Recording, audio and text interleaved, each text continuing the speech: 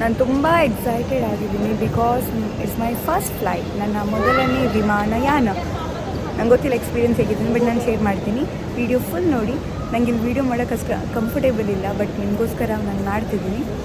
ನಾನು ಹೇಗಿದೆ, ಹೇಗೆ ಫಸ್ಟ್ ಎಕ್ಸ್ಪೀರಿಯನ್ಸ್ ಇತ್ತು ಅದೆಲ್ಲ ನಾನು ನಿಮ್ಮ ಜೊತೆ ಶೇರ್ ಮಾಡ್ತೀನಿ. Thank you.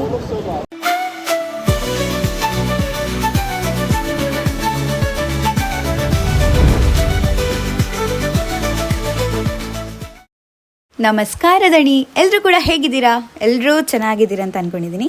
ಈಗ ನಾನೊಂದು 2-3 ವೀಡಿಯೋ ಹಾಕಿದ್ದೆ. ಎಲ್ಲರೂ ಕೂಡ ಕೇಳಿದರೆ ಹೇಗಿತ್ತು ಫ್ಲೈಟ್ ಜರ್ನಿ, ಜೊತೆಗೆ ಭಯ ಆಗಲಿಲ್ವಾ, ಎಷ್ಟು ಕಾಸ್ಟ್ ಇತ್ತು, ಆಮೇಲೆ ಹೀಗೆ ತುಂಬ ಪ್ರಶ್ನೆಗಳನ್ನೆಲ್ಲ ಕೇಳಿದ್ರಿ. ಅದಕ್ಕೆಲ್ಲ ಉತ್ತರ ನಾನು ಈ ವಿಡಿಯೋದಲ್ಲಿ ಕೊಡ್ತೀನಿ. ಆ್ಯಂಡ್ ನನ್ನ ಫಸ್ಟ್ ಫ್ಲೈಟ್ ಜರ್ನಿ ಹೇಗಿತ್ತು ಅಂತ ನಿಮ್ಮ ಜೊತೆನೂ ಕೂಡ ಶೇರ್ ಮಾಡ್ತೀನಿ. ನಾನು ಬೆಂಗಳೂರಿಂದ ಮಂಗಳೂರಿಗೆ ಬಂದಿದ್ದು. ಬೆಂಗಳೂರಿನಿಂದ ಮಂಗಳೂರಿಗೆ ಬರೋದಕ್ಕೆ ಫ್ಲೈಟ್ ಟಿಕೆಟ್ ಚಾರ್ಜ್ ಎಷ್ಟಾಯಿತು ಅಂದರೆ ಕೇವಲ 3,495 ರೂಪಾಯಿ ಆಯಿತು. ಅದಾದಮೇಲೆ ದಾಸರಹಳ್ಳಿಲಿ ನಾನಿದ್ದಿದ್ದು ಬೆಂಗಳೂರಲ್ಲಿ. ದಾಸರಹಳ್ಳಿಯಿಂದ ಕೆಂಪೇಗೌಡ ವಿಮಾನ ನಿಲ್ದಾಣಕ್ಕೆ ಹೋಗಬೇಕು ಅಂತ ಹೇಳಿದರೆ ಕ್ಯಾಬ್ ಮಾಡಬೇಕು. ಕ್ಯಾಬಿಗೆ ನನಗೆ ನಾರ್ಮಲಿ ಈಗ ಯಾವುದಾದ್ರೂ ಆ್ಯಪ್ಗಳಲ್ಲಿ ಬುಕ್ ಮಾಡ್ತೀರ ಅಂತ ಹೇಳಿದ್ರೆ ಸ್ವಲ್ಪ ಕಡಿಮೆ ಆಗುತ್ತೆ. ಬಟ್ ನನಗೆ ಬೇಗ ಬೆಳಿಗ್ಗೆ ಫ್ಲೈಟ್ ಇತ್ತು, 5:45ಕ್ಕೆ ಫ್ಲೈಟ್ ಇರೋದ್ರಿಂದ ನಾವು ಬುಕ್ ಮಾಡುವಾಗ ಬೇಗ ಮಾಡಬೇಕಾಗುತ್ತೆ. ಸೊ ಅಡ್ವಾನ್ಸ್ ಬುಕ್ ಮಾಡಿದ್ದೆ, ಹಾಗಾಗಿ 1,250 ರೂಪಾಯಿ ಆಯಿತು, ಅದು ಟೋಲ್ ಕೂಡ ಸೇರಿ.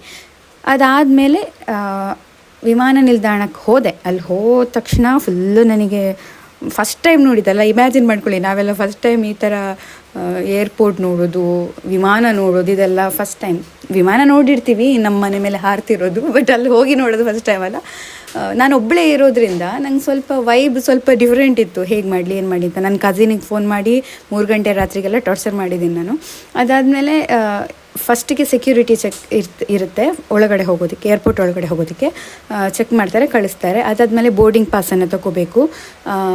ತಗೊಂಡು ಆದಮೇಲೆ ನಾವು ನೆಕ್ಸ್ಟ್ ಸೆಕ್ಯೂರಿಟಿ ಚೆಕ್ಗೆ ಹೋಗಬೇಕು. ಅಂದರೆ ನೆಕ್ಸ್ಟ್ ಸೆಕ್ಯೂರಿಟಿ ಚೆಕ್ ಅಂತ ಹೇಳಿದ್ರೆ ಅವರು ನಮ್ಮ ಏನಿದೆ ನೋಡಿ ಬೋರ್ಡಿಂಗ್ ಪಾಸ್ ಅದನ್ನು ನೋಡಿ ಒಳಗಡೆ ಬಿಡ್ತಾರೆ. ಅದಾದಮೇಲೆ ನಮ್ಮ ಥಿಂಗ್ಸ್ ಚೆಕಿಂಗ್ ಇರುತ್ತೆ. ನಮ್ಮ ಎಲೆಕ್ಟ್ರಾನಿಕ್ ಐಟಮ್ಸನ್ನು ಬೇರೆ ಇಡಬೇಕಾಗುತ್ತೆ ನಾವು. ಅಂದರೆ ಈ mobile, charger, power bank, belt ಅದೆಲ್ಲ ಸಪ್ರೇಟ್ ಇರಬೇಕಾಗುತ್ತೆ.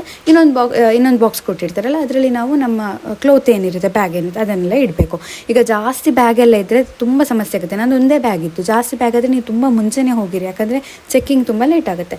ಅದೆಲ್ಲ ಆದಮೇಲೆ ನಾವು ಅದನ್ನು ತುಂಬಿಸ್ಕೊಂಡು ನೆಕ್ಸ್ಟ್ ನಮ್ಮ ಡಿಪಾರ್ಚರ್ ಪ್ಲೇಸ್ ಎಲ್ಲಿದೆ ಅಂತ ನಾವು ಹುಡುಕಬೇಕು. ಎಷ್ಟೋ ಸೆಕ್ಯೂರಿಟಿ ಚೆಕ್ ಆದಮೇಲೆ ಇಲ್ಲಿ ಬಂದು ರೆಸ್ಟ್ ಮಾಡ್ಬೋದು. ಅವರವರ ಒಂದು ಬೋರ್ಡಿಂಗ್ ಗೇಟನ್ನು ಹಾಕಿರ್ತಾರೆ, ಅಲ್ಲಿಗೆ ಅವರು ಹೋಗಬೇಕು, ಅಲ್ಲೇ ಕೂರಬೇಕು. ಯಾಕಂದರೆ ಫ್ಲೈಟ್ ಎಷ್ಟೊತ್ತಿಗೆ ಸ್ಟಾರ್ಟ್ ಆಗುತ್ತಲ್ಲ ಆವಾಗ ಅವರು ಅಲ್ಲಿರಬೇಕಾಗುತ್ತೆ. ಸೊ ನನ್ನ ಬೋರ್ಡಿಂಗ್ ಗೇಟ್ ನಂಬರ್ 14, ನಾನು ಅಲ್ಲೇ ಕೂತಿದ್ದೀನಿ. ಈಗ ನನ್ನ ನಂಬರ್ 14 ಇತ್ತು, ನಾನು 14ನಲ್ಲಿ ಹೋಗಿ ನಿಂತ್ಕೊಂಡೆ. ಅದಾದಮೇಲೆ ಈಗ ಫ್ಲೈಟ್ 5:45 ಅಂತ ಇದ್ದರೆ ಅಷ್ಟೀಗ ಇದ್ದರೆ ನಮ್ಮ ಅರ್ಧ ಗಂಟೆ ಮುಂಚೆನೇ ನಮ್ಮನ್ನು ಫ್ಲೈಟ್ ಒಳಗಡೆ ಕೂರಿಸ್ತಾರೆ. ಅದಾದಮೇಲೆ ಫ್ಲೈಟ್ ಮೂವ್ ಆಗುತ್ತೆ.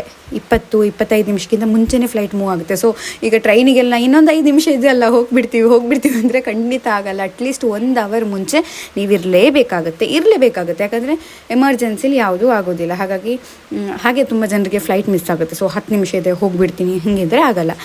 ಫಸ್ಟ್ ಹೋಗೋರಿದ್ರೆ 1-1.5 ಗಂಟೆ ಮುಂಚೆನೇ ಹೋಗಿರಿ ಅಷ್ಟು.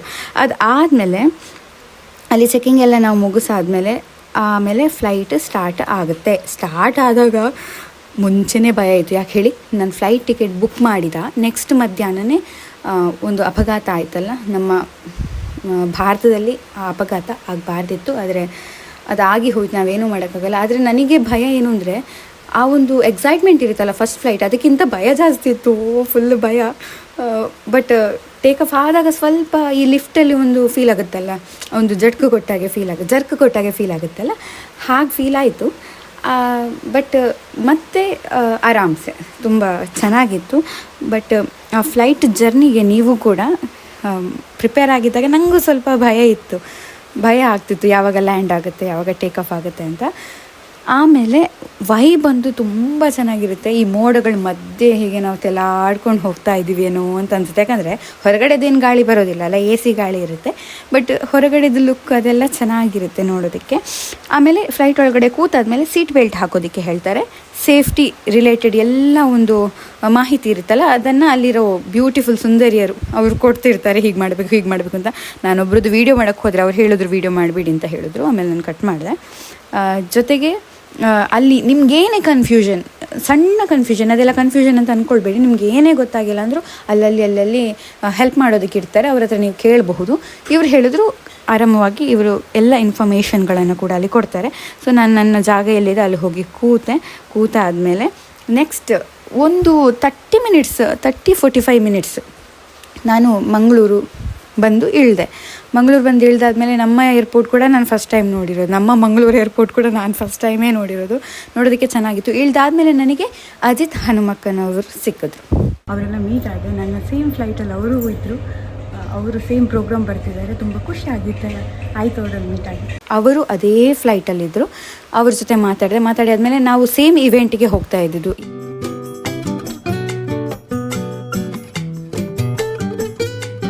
ಸರ್ ನೀವು ಟ್ರೈ ಮಾಡಿದ್ರೆ ಸರ್ ಮಂಗಳೂರು ಬನ್ಸು?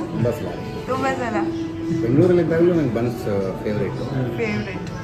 ಬಟ್ ಮಂಗಳೂರಿಗೆ ಬಂದ ತಕ್ಷಣ ನಾನು ಫಸ್ಟ್ ತಿನ್ನೋದೇ ಬನ್ಸ್. Thank you. ನೋಡಿ ನಮ್ಮ ಗ್ರೇಟ್ ಆ್ಯಂಕರ್ ಬನ್ಸ್ ತಿಂದಿದ್ದಾರೆ. ನಮಗದು ಪ್ರೌಡ್ ಮೂಮೆಂಟ್. ಮಂಗಳೂರು ಬನ್ಸ್ ಅವ್ರ ಫೇವ್ರೆಟ್ ಬನ್ಸ್ ಅಂತೆ.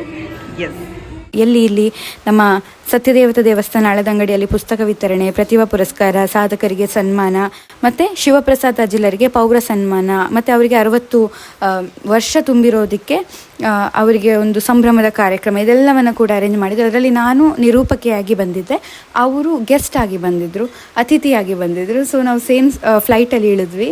ಅದು ಸ್ವಲ್ಪ ನಾವು ಅಂದ್ಕೊಂಡಿರಲಿಲ್ಲ, ಖುಷಿಯಾಯಿತು. ಮತ್ತು ಅವರನ್ನು ಮೀಟ್ ಆಗಿರೋದು. ಹಾಗೂ ಅವರಿಗೆ ಸೇಮ್ ಕ್ಯಾಬನ್ನು ಅರೇಂಜ್ ಮಾಡಿದರು. ನಾರ್ಮಲ್ ನಾವೇ ಕ್ಯಾಬ್ ಮಾಡ್ಕೊಂಡು ಬರೋದು ಅಂತ ಹೇಳಿದರೆ ನಮ್ಗೆ ಎಷ್ಟು ಖರ್ಚಾಗುತ್ತೆ, ಒಂದು ಇಲ್ಲಿ ನಮ್ಮ ಮಂಗಳೂರಿಂದ ಮೇನ್ ಪೇಟೆಗೆ ಬರಬೇಕು ಅಂತ ಹೇಳಿದರೆ 1500 ಆ ಥರ, 1000 ಈ ಥರ ಎಲ್ಲ ತಗೋಬಹುದು. 1800 ಈ ಥರದ್ದೆಲ್ಲ ಚಾರ್ಜ್ ಮಾಡಬಹುದು. ಬಟ್ ನಾನು ಅವರ ಜೊತೆಯೇ ಕಾರಲ್ಲಿ ಬಂದೆ. ಅವ್ರ ಜೊತೆ ತುಂಬಾ ಮಾತಾಡಿದೆ, ತುಂಬ ಖುಷಿಯಾಯಿತು. ಯಾಕಂದರೆ ಈಗ ನಿರೂಪಕರಾಗಬೇಕು ಅಂತ ಹೇಳೋರಿಗೆ, ಹೀಗೆ ತುಂಬ ದಿಟ್ಟತನದಿಂದ ಮಾತಾಡಬೇಕು ಅಂತ ಅಂದ್ಕೊಂಡಿರ್ತಾರಲ್ಲ, ಅವರಿಗೆಲ್ಲ ಇವರು ರೋಲ್ ಮಾಡೆಲ್ ಆಗಿದ್ದಾರೆ. ಜೊತೆಗೆ ಸ್ಪಷ್ಟವಾಗಿ ಯಾವುದೇ ವಿಚಾರಗಳನ್ನು ಪ್ರಸ್ತುತಪಡಿಸೋದಾಗಿರ್ಬೋದು, ಇದೆಲ್ಲವೂ ಕೂಡ ನಾವೆಲ್ಲ ಅವರನ್ನು ನೋಡಿ ಕಲ್ತಿರೋದಲ್ವ. ಹಾಗಾಗಿ ನಮ್ಗೆ ಅದು ತುಂಬ ಖುಷಿ ಅನಿಸುತ್ತೆ ಆ ಮೂಮೆಂಟ್. ಜೊತೆಗೆ ಇನ್ನೊಂದು ಖುಷಿ ವಿಷಯ ಏನು ಗೊತ್ತಾ, ನಾನು ಅವ್ರ ಜೊತೆನೇ ತಿಂಡಿ ತಿಂದೆ. ಅವರಿಗೆ ಬನ್ಸ್ ಇಷ್ಟ ಅಂತೆ. ಬರೋವಾಗ ಬನ್ಸ್ ತಿಂತಾರಂತೆ ಮಂಗಳೂರಿಗೆ, ಹೋಗುವಾಗ ಗೋಲಿ ಬಜ್ಜಿ ತಿಂತಾರಂತೆ. ಅವ್ರು ಹೇಳೋವಾಗಲೇ ನಂಗೆ ಫುಲ್ ಖುಷಿ ಆಯಿತು. ಸೊ ಅವ್ರ ಜೊತೆ ನಾನೇನು ತಿಂದೆ, ಇಡ್ಲಿ ವಡೆ ತಿಂದೆ. ಯಾಕಂದರೆ ಸ್ವಲ್ಪ ಬೇಸಿಕ್ ಫುಡ್, ಅದೇ ನಮಗೆ ಹೊಟ್ಟೆಗೆ ಖುಷಿ ಕೊಡುವಂಥ ಫುಡ್ಡು. ಆಮೇಲೆ ಕಾಫಿ ಕುಡ್ಕೊಂಡು ಅವ್ರ ಜೊತೆ ಪ್ರಶ್ನೆನೂ ಕೇಳಿದೆ ನೋಡಿ, ಆ ವಿಡಿಯೋನೂ ಹಾಕಿದ್ದೀನಿ. ಅದು ಅವ್ರ ಜೊತೆ ಎಲ್ಲ ಮಾತಾಡಿ, ಜೊತೆಗೆ ಅವ್ರ ಜೊತೆ ಬಂದು ಅವ್ರು ಗುರುವೆಂಕೆರೆಯಲ್ಲಿ ಹೇಳಿದ್ರು, ಅವರಿಗೆ ರೂಮ್ ಅಲಾಟ್ ಮಾಡಿದರು. ನಾನು ನನ್ನ ಮನೆಗೆ ಬಂದು ರೆಡಿಯಾಗಿ ಈವೆಂಟ್ಗೆ ಬಂದೆ. ಫ್ಲೈಟಲ್ಲಿ ಬರಲಿ, ಟ್ರೈನಲ್ಲಿ ಬರಲಿ, ಬಸ್ಸಲ್ಲಿ ಬರಲಿ, ನಮ್ಮ ತೋಟದಲ್ಲಿ ನಡ್ಕೊಂಡು ಬರಲೇಬೇಕು ನಮ್ಮ ಮನೆ ರೀಚ್ ಆಗಬೇಕು ಅಂದರೆ. ಬಟ್ ಏನು ಗೊತ್ತಾ, ನಾವೇನು ಅಂದ್ಕೊಳ್ದೇ ಇರ್ತೀವಲ್ಲ, ಅದಾದಾಗ ಆಗೋ ಖುಷಿ ಇದೆಯಲ್ಲ, ಅದು ಬೇರೆಯೇ ವೈಬ್. ತುಂಬ ಮೆಮೊರೀಸ್ಗಳನ್ನು ಕ್ರಿಯೇಟ್ ಮಾಡ್ತು. ನನಗೆ ಖುಷಿ ಆಯಿತು. ಅದೇ ಜರ್ನಿನ ನಿಮ್ಗೆ ಕೂಡ ನಾನು ತೋರಿಸಿದೆ, ಹೇಗಿತ್ತು ನನ್ನ day, first flight, first meeting with Ajit sir, ಇದೆಲ್ಲವೂ ಕೂಡ ಚೆನ್ನಾಗಿತ್ತು. ನನಗೆ ನಿಮಗೂ ಇಷ್ಟ ಆಗಿದ್ದರೆ ಏನು ಮಾಡಬೇಕು, ಲೈಕ್ ಮಾಡಬೇಕು, ಶೇರ್ ಮಾಡಿ, ಪ್ಲೀಸ್ ಕಾಮೆಂಟ್ ಮಾಡಿ.